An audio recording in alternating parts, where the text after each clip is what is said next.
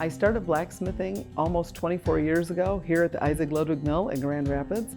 A man offered to teach me. I went to the Apple Butter Festival and stopped by, and I had a full-time job that was extremely stressful, and I worked for the state of Ohio.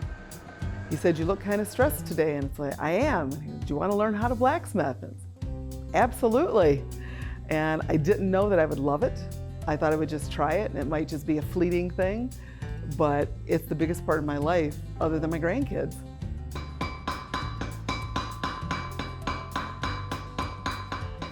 When I first began blacksmithing, I apprenticed, and I was taught by another former blacksmith how to produce coke, how to manufacture tools, how to get my fire as hot as I need it. So it's just a learning process, and then once I got the basics down, it's just practice, practice, practice to create something that I want or something that somebody else wants. And I'm a perfectionist, so if I don't get what I want out of it, it goes back to the heat until I get what I want. I blacksmith because it helps me reduce any stress that I might have in my life, whether it's family or outside events, and it keeps me a more even-keeled individual.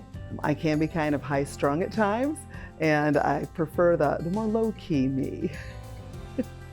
When I begin my day, I start by getting my coal or my coke that I had from yesterday warm. So I light a small fire and put fresh coal on the outside and get it moist. I want to pull all those impurities out of the coal to give me coke. The coke is where I get my heat. I want to bring it up to 3,000 degrees if I need it.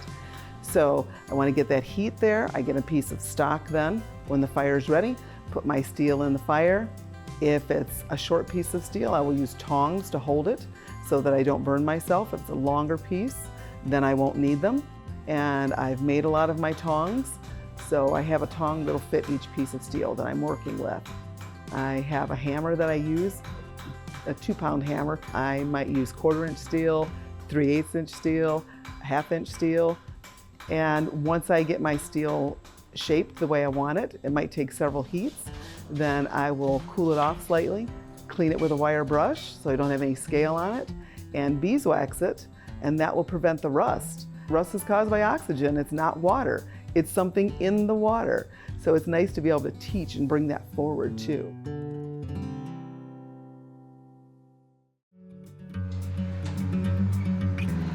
When people come out, you'll see me cranking a handle with my left hand. That's the hand crank.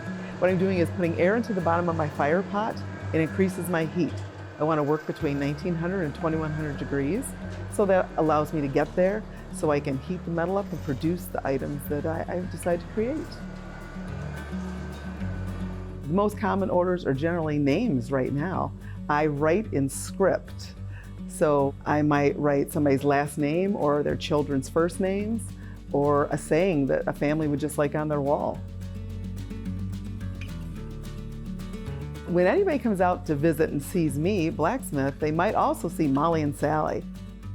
Molly and Sally are 2 mules that pull the canal boat. So people can actually enjoy that canal experience, ride the boat, take a leisurely tour into the past, and then come back into the future. And they can come into the mill and not only see me, but we have a sawmill. There's a grist mill upstairs, and it's a full experience of what would have happened in a small town in the 1800s. I love working out here at the mill because it's so calming and there's so many people to interact with and so many people that I can bring something new to their life, something positive to their life, and I can learn from them, see what makes them tick, and it can go ahead and inspire me to make something new. When I come out here, if I've had a rough day, one of my grandkids has been sick, there's a high stress level, somebody's changed jobs in the family, I try to take that burden on for everyone. When I come out here, that goes away. I can alleviate all that stress. I can alleviate all those worries and those problems and create something beautiful that makes not only me happy, but makes someone else happy. At the end of the day, for me, coming out to the mill and blacksmithing reduces all my stress, it alleviates all my tension.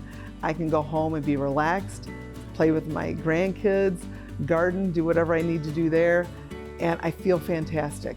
And to know that other people have come out and learned something and enjoyed what they saw, that's all I need.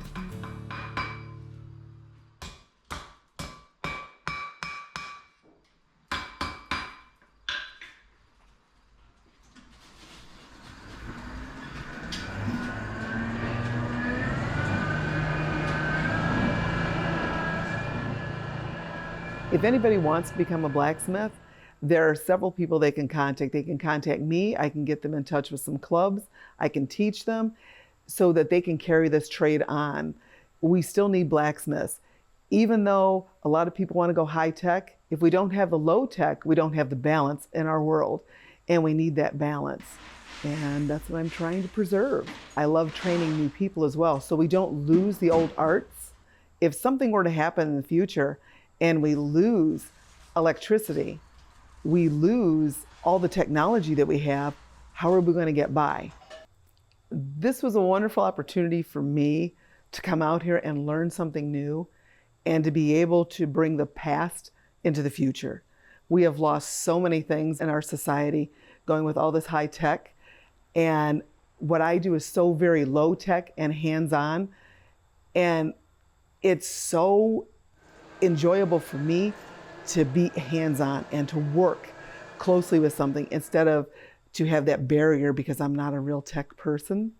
So it's something that works for me. It won't work for everyone, but for me, it's a blessing.